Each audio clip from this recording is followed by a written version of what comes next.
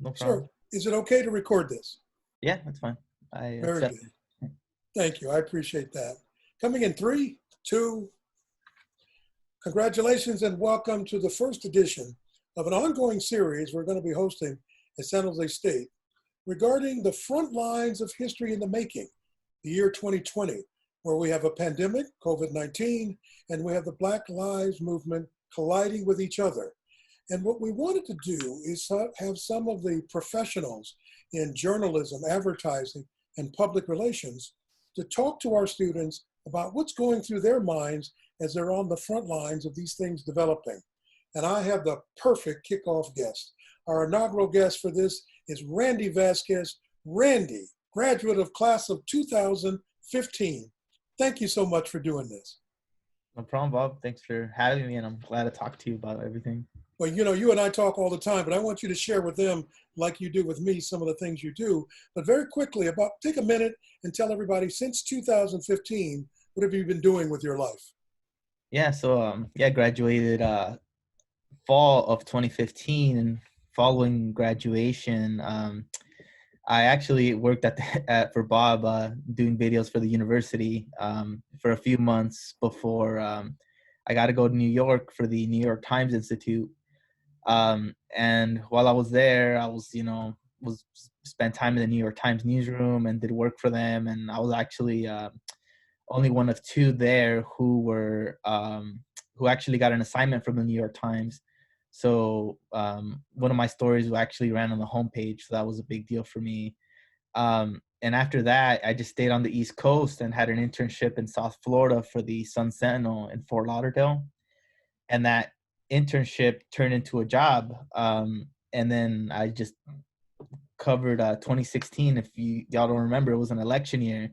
So it was just great to be in South Florida, a state, that was actually up for grabs during an election year. And then 2016, how just historic that election was. It was great to be down there. And then after doing good work out there for over a year, an opening happened here at the Mercury News, and Mercury News was a photo staff that I had respected and learned from since I was a student at San Jose State. So as soon as an opportunity came to join the staff, I took it because I knew it was gonna help me get to the next level in my visual journalism.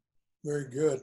And ladies and gentlemen, he was an excellent student, and he's got a keen eye behind the camera, and he's going to show us some of his photos during the year 2020, this year, when he was out on the streets covering the protests for the Black Lives Movement here in the Bay Area. Randy, if you want, you can go ahead and screen share with us. I'd like the students and everyone to see some of your fine work. And as we look at these, let's talk about them and get an idea of what's going on in your mind. You decided in the middle of a pandemic, don't forget COVID-19 is taking place, to go out there in your job to capture history in the making. Why in the world would you do that? It's the reason kind of why all of us do this, to document history, to be a part of this. I think everyone is, although, the threat of COVID is very real, and I've covered a lot of stories where I've been in the room of someone who's recovered from it, been in places where people have, family members have died from it. I've been in ICU. So yeah, the threat is absolutely there in the back of your mind. But like, at the same time, it's a responsibility we all sign up for, to document these moments in history, good or bad, and in this situation, it's a good movement that had, moments of, of terror, for a lot of people, people, journalists have been journalists, and just protesters in general have been maimed, That's but true, and it's been very dangerous. I tell you what, bring those pictures full screen as we continue our conversation, because I'm looking at them and they're outstanding. Some of them are very close to the action. Some of them look a little dangerous. And quite frankly, I want to know what's going through your mind as you're taking these photos. Feel free to narrate and go right ahead. Yeah. So, obviously a photo like this, I just, besides the light, which was, it was just great. I just always wanted to show the theme of it. It was a person not showing any, not not having a helmet, not having a bulletproof vest, not having anything, just standing in front of a police line. You know, it's almost like just trying to get this recognition as a person, and even the message, I just want to make it home. It's a simple request, but like it's a request for unfortunately for a large population in the country, the Black community. It's not always that easy. So just the Definitely. message and everything with this frame, like that's why I shot it. And then this is just like Wow. the whole time I was there. Like obviously I went to school at San Jose State, so I'm very familiar with the area downtown. And it's just the whole time I was there, I was just trying to shoot stuff that like to just amplify how the scene was like, to see Santa Clara Street like with a burning garbage disposal. Like it's just not normal, you know. Like the running joke in the newsroom was like, oh, it's a protest in San Jose, oh, it's gonna be calm, you know, people marching and that's it. um because you know you see these images elsewhere, but not necessarily in San Jose. But this time it was different. That's how you knew this was a unique moment in history. So the whole time I was there, I was trying to capture scenes that showed that. Again, a police line with burning, like the reflection of the of a, I think this was a burning trash can in the back also. Again, just showing like, yeah, this is downtown San Jose. This is the same places you walk around all the time, and you know would never suspect of it. But just how powerful this moment was in history, and this movement following the George Floyd killing. It's just trying to show that in every frame, and it's just something again not normal to San Jose. Wow, look at that. And this was you know, when things started getting heated, there was a point of the protest where this was on the first Friday, where things were calm, people were out there, and then once the police got there and they kind of set up their line on Santa Clara Street, it just brought up a lot of emotions for a lot of people. It's, you know, so for some it could have triggered like a bad memory, bad experience with the police. For some, you know, it's just been a lifelong of bad memories with police. And it's just you know, once they got face to face, like it didn't take a lot for things to escalate. Like this one, like the guy was just like shouting something in one of them's face, the other one grabbed them, pulled them down, and arrested them. So it's just showing the scene there. Now, what's this all about? So this is when they started shooting pepper balls and rubber bullets at the demonstrators there. So at one point, because they started grabbing these like newspaper little kiosks, plastic ones, and little construction barricades, and they started using them as shields because they were getting shot at. And at the same time, while they were getting shot at, I was also getting shot at because I was there. So there was like these planters in front of City Hall, and I'm like hiding there and trying to get the image myself, like laying down and making myself as small as possible so I don't also get hit, which I did get hit, but luckily it was just on the outside of my arm, so And it didn't. and and are those little orange pellets we see on the Yeah, ground? yeah, those are there were rebound, and I have a shot later where you can actually see one impacting the barricade. Wow, Um, how's it feel on your skin? I didn't get hit by the pepper balls, but I did get hit by the rubber bullet, and like it's just like just with the adrenaline while being there, you don't really feel it, but you feel it the next day, Hmm. like once things calm down. And luckily for me, it didn't hit directly. It kind of it ricocheted, like so it hit at an angle and it bounced off. But But if something, if that hit you in the eye or something like that, that would be pretty bad. if it would have even made like direct contact with my hand, it would have potentially even broken a bone. I think they were coming fast. Wow. Um, so yeah, this is when the police set the line there. And Um, that looks formidable. This looks even more formidable. Is it scary to see that in your town, in your hometown, and you're in the middle of it as a journalist trying to cover it? yeah, yeah. Again, like I mentioned earlier, it's just like it was just a crazy scene. Like it was almost like I'm like, all right, guys, like we're like the gist is up. Is this for real? Like, is this like a scene from a TV show or something that they filmed in downtown San Jose? Like it was just hard to imagine seeing uh Santa Clara Street like that. Like seeing City Hall all tagged up and like and projectiles all over the ground. Like it was just different, man. It's like I don't like it was just a scene I would never expect in San Jose. It was a scene like maybe you see in like for example what's happening in Portland right now, things like Hmm. that. But like because that's happened there in the past. But in San Jose, even photographers that have been there for 20, 30 years, they say like, nah, it's never gotten like this. So it was a unique day. And most of our students have never seen these type of situations up close. I remember as a reporter, the tension level, the anxiety, the fear, all of that just converges on you as you're trying to do your job.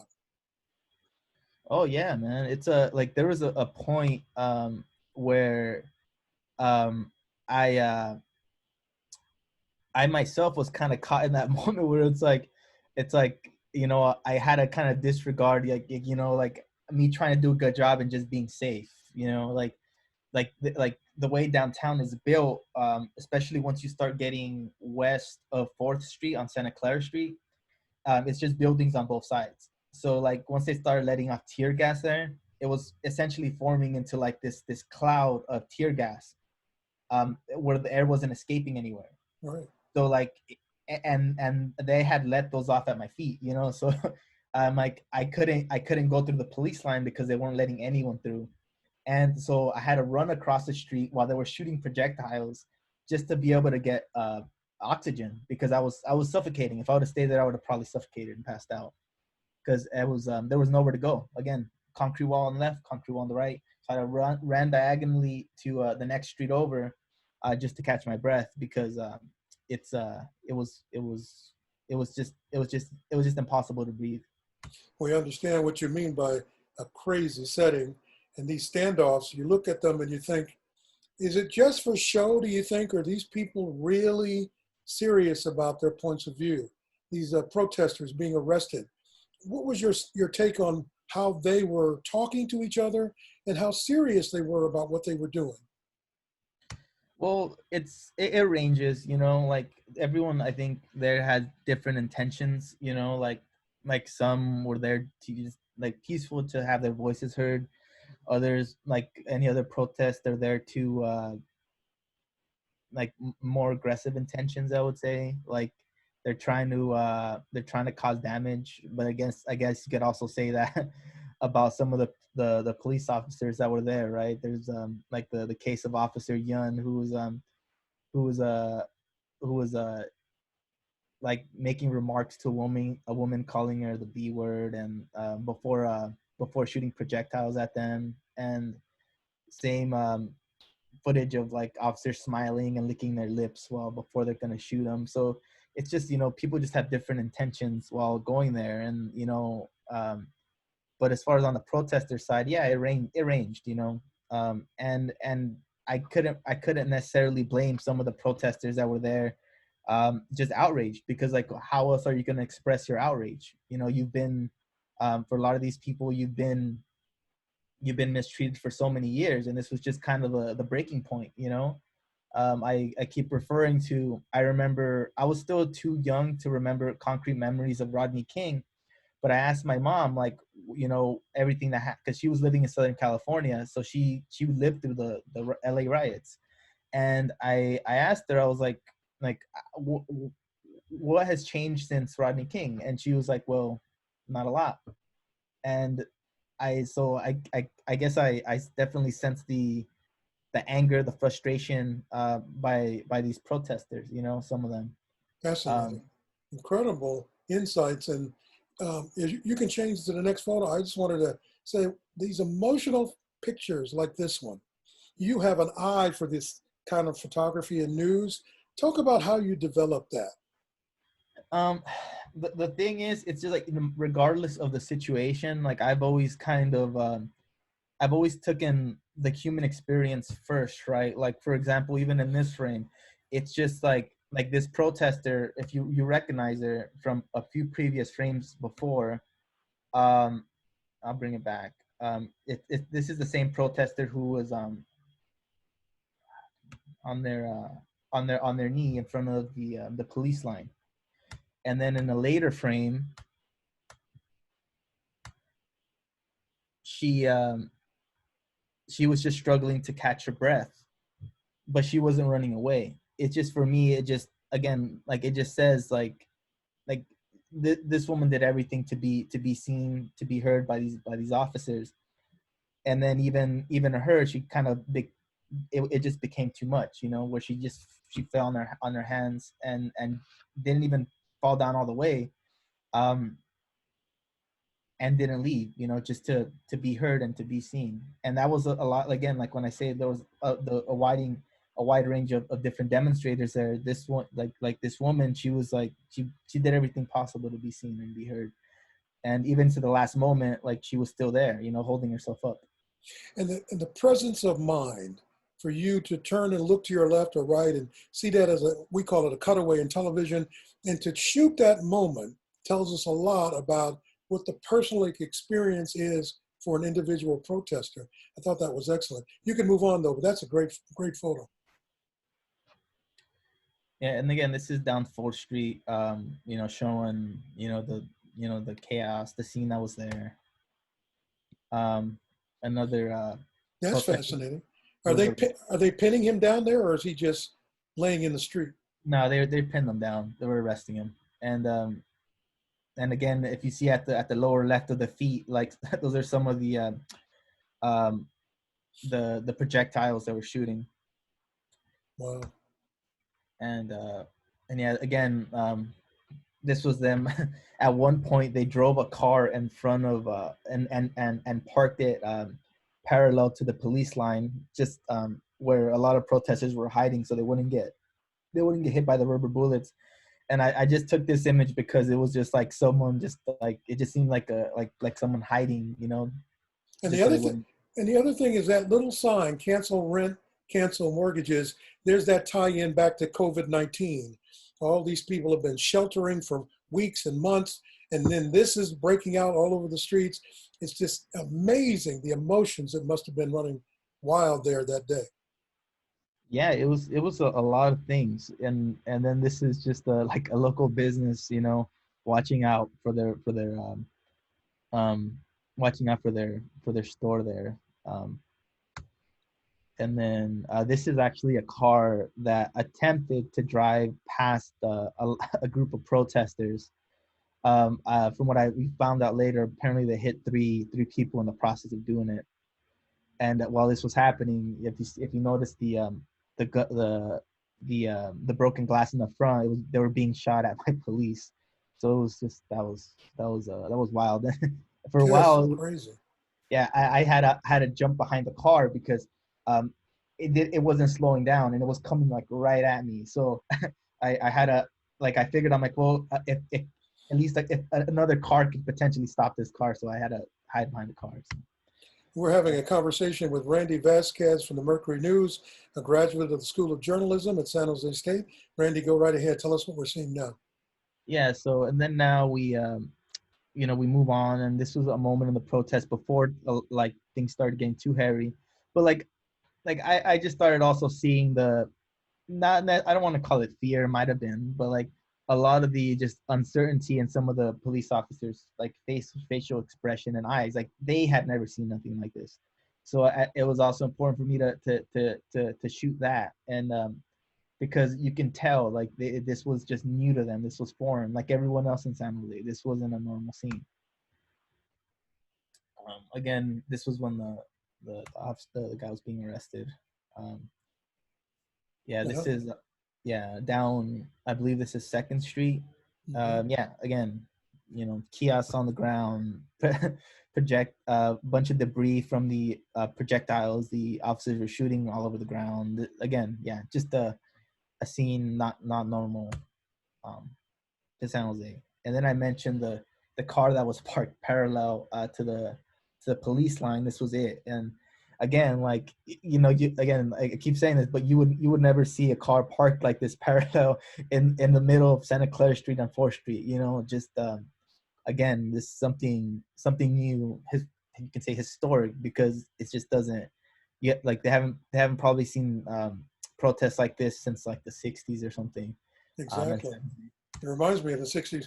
And as a photographer and reporter, you've got to be looking for those things to help tell your story in a broader sense, not just the shooting of these rubber bullets and all of that. The public wants you to paint a word picture, and you just did that beautifully. Keep going. What have you got here? yeah, so yeah, this is just one of the officers ready to shoot one of the projectiles from their guns there. Mhm. And yeah, and like you mentioned, like just previously, it's that's all I was thinking while I was there, honestly. And this is as nightfall came. um yeah, like while shooting all of this, I just felt like like I was like, a lot of times you shoot stuff and you understand that this is historic, but like being there, it was like, you're being part of history. You're the guy that, maybe these photos are going to be seen in a history book, like how I saw photos in the history books from the movement in the 60s, right? And this is and it was just important for me. Again, that's important for me to be there and document this stuff. um and then this is like, once nightfall came and nothing calmed down, this was like at 11 at night or midnight, and things were still very tense. Wow. This was right across the street from San Jose State. um, Across the street from that San Jose State sign that's on 4th Street, like Mm-hmm. that was right across from it. Fires. And this is a photo of a guy showing his wound, from a rubber bullet on his thigh, and you can see the bruise there. Um, Look at that. Wow. How close were you to that person? Relatively close. They were like, if they were probably in the center lane, and I was like on the would be on the left lane of 4th Street. So I was pretty close. Wow. A fellow Sharks fan getting attacked. And then this is just people watching, like probably some students watching from their apartments. And Randy, were you impressed that these protests were populated by young people? We've talked so much in the last 10 years about young people not being engaged, tuning out politics, not caring about things, which wasn't true. But now we're seeing visual evidence of the passion and the desire to be a part of these things. Yeah, and I think, all these sentiments were there long, like for a lot of these protesters that were there. All these sentiments were there long before George Floyd. But I think just seeing the the video, almost like metaphorically, of this police officer putting their neck on somebody until their life left, it was it, man. That was the fire, the match that started that really started the fire. And for a lot of people, that was it. It was. There's been other instances, and where people are obviously outraged. But I think just seeing that 8-minute video, it just really hit home for a lot of people, even for some that personally might have never even felt police violence personally. So yeah, man, it was just, I don't think all this, it didn't take much to start, but once that video surfaced, it just snowballed. It just opened it up for everybody. I Yeah. remember seeing that and thinking, oh my goodness, another time in my life when a video, this one, a police officer with his knee on a human being who's struggling to breathe. I'm thinking also about that riveting video of the assassination of President Kennedy and watching someone having the presence of mind as a photographer to keep shooting as the shots are ringing out. These are moments as a journalist you cannot miss. You have to be thinking, and you also have to be reacting because you don't get another take at it. Go ahead, Randy. No, yeah, again, yeah, across the street from San Jose State, all this, like things that probably get just new um to the area. And yeah, this was just towards the end of the night. Like, I was just trying to show how many officers were still out there, from different departments, and just trying to make something a little more artsy. Very Um, good. and this is just some of the damage to some of the businesses there. It wasn't too bad in San Jose, I'd say. there was damage, and Dr. Cheers actually he caught a moment where they had busted into the UPS truck or FedEx truck, I don't remember. But it's also part of the story, right? Damage to some of the businesses there. Mm-hmm. You're referring to Dr. D. Michael Cheers. He's the photojournalism coordinator. He was your teacher here at San Jose State. Yeah. He hangs that over my head because he's like, "Oh, where were you at?" You know, he never misses a chance to take a jab. But yeah, this is again, end of the night. You know, trying to just show how this wasn't just a 30-20 minute little exchange here. This went deep into the night. Mm-hmm. And it's just a moment from earlier in the day. Well, I must admit, when I heard that you were out there, and I know Dr. Cheers was out there, I thought, okay, we're going to get some wonderful images to not only tell people today in 2020, but in future generations.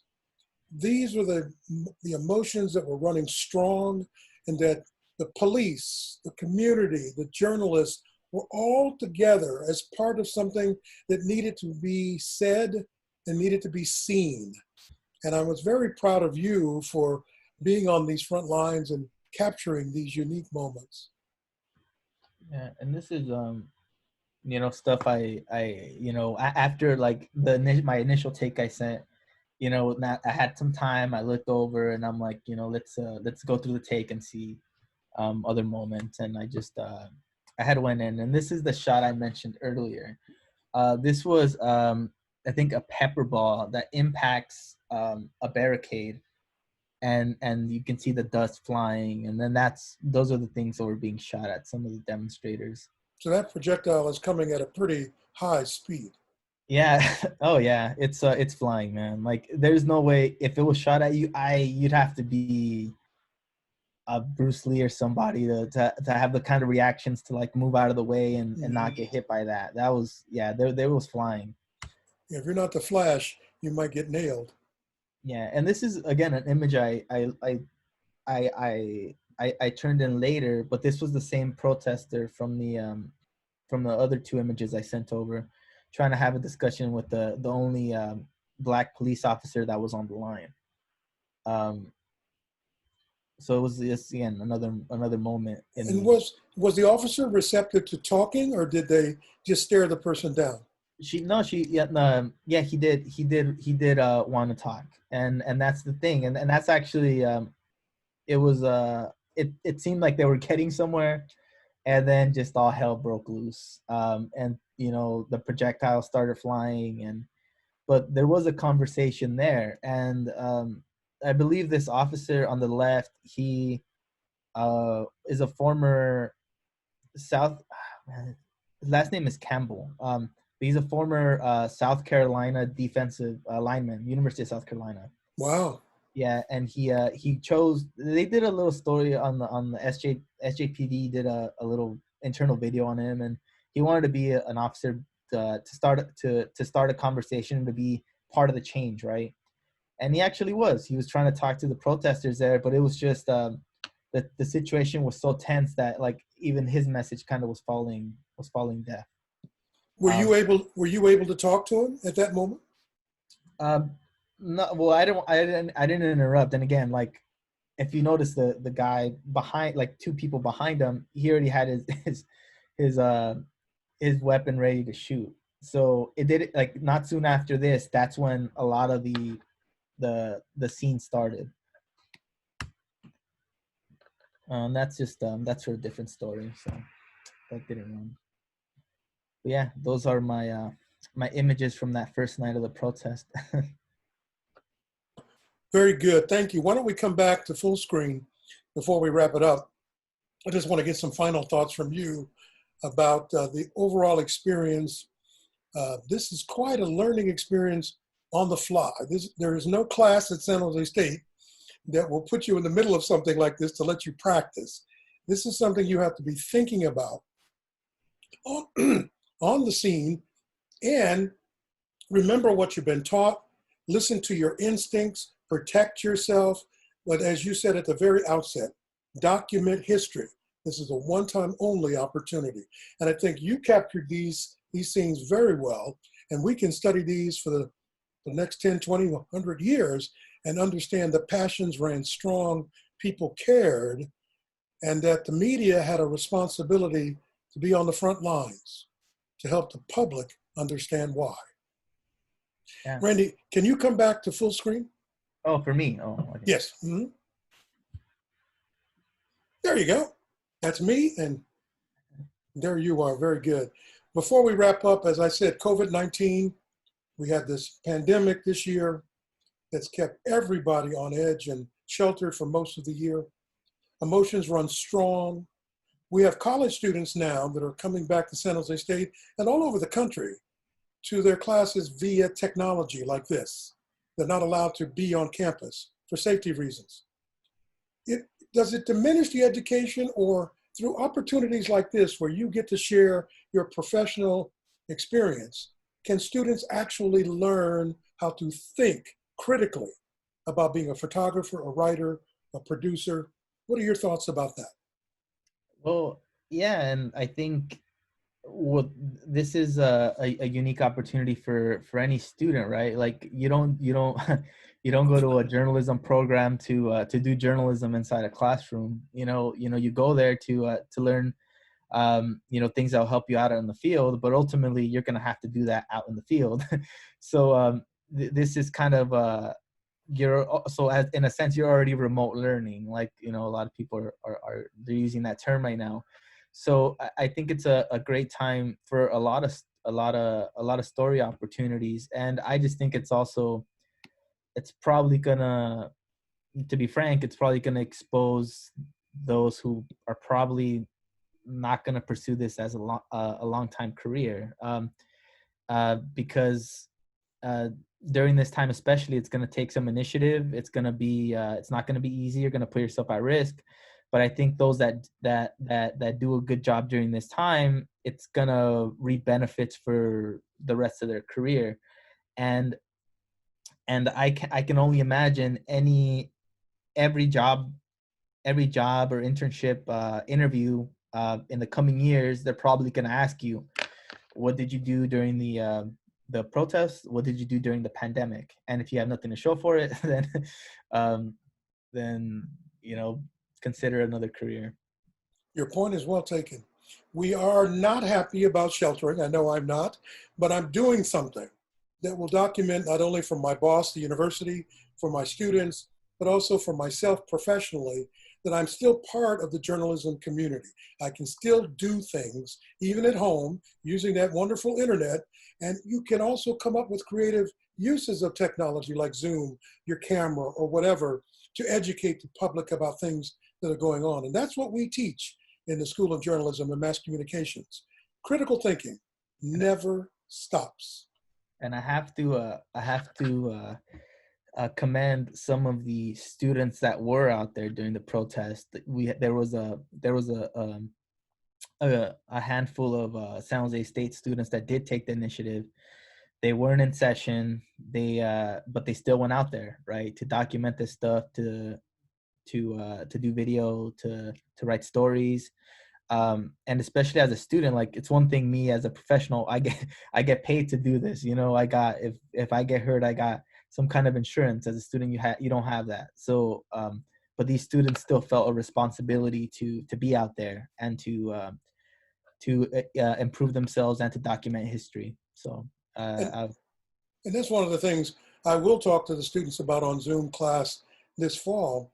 We're not going to put it in the syllabus that you do this. We're never going to require it. But if you want to go into certain types of professions where being a reporter, a photographer, a producer should be on the scene of something to understand what to expect, how to report it, how to educate the public, then you have to make some decisions. And the university will caution you. I warn students all the time, no insurance, no coverage, get out of the way, don't do it. But I have several students in my career, in my teaching career, that have taken advantage of moments like this to springboard themselves into careers in journalism. And as we wrap this up, take a look at the picture, Randy, over my shoulder. Oh, yeah. I went back and got that for you because I remember the day your mother came up for your graduation. I was director of the school at that time, and I was able to give you the diploma and to congratulate you. Talk to the students about that moment when you finished your education.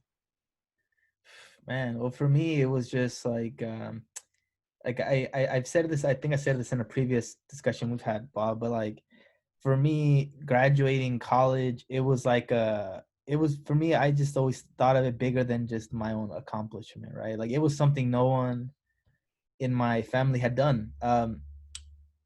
Graduated high school, for example. Like my mom, that's in the photo, she only went to school up to sixth grade.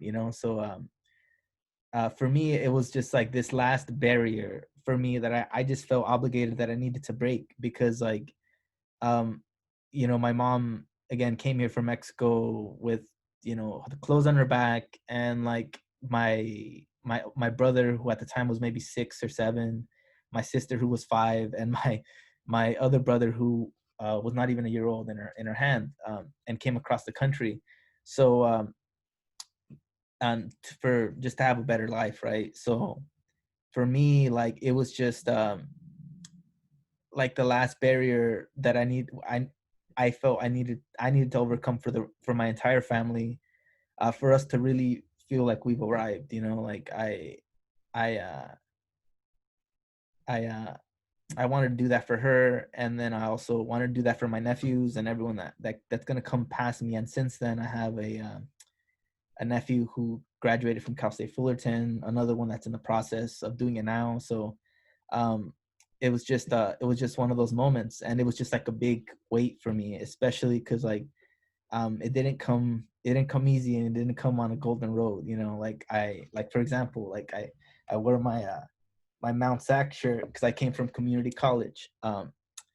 And for me to kind of graduate and experience the things I've experienced in my career so far, it's just been a blessing, and it hasn't been easy, but it's been great. And in that moment, like, it was just like a big weight off me and my entire family. So And it opened the door for what's continuing to be an exceptional career. On behalf of all the faculty, and certainly Dr. Michael Cheers and myself, we're very proud of you. Not only that you're a wonderful professional, but also you're a great role model for this generation and future generations who need to see what work really means in the field of journalism. And we thank you. I'll be inviting you to talk to the class live, but I just wanted them to get a little taste of what you have to offer. Congratulations, Randy. oh man, thank you for having me, and I hope this helps all the students. And again, I'm excited, and it always warms my heart to see that we have students in the program that are truly invested in the field and aren't just doing it as a and again, like, to each their own, but using it as a springboard to another profession, right? Like, it's just actually um, having this next generation of storytellers. It's great. It's great.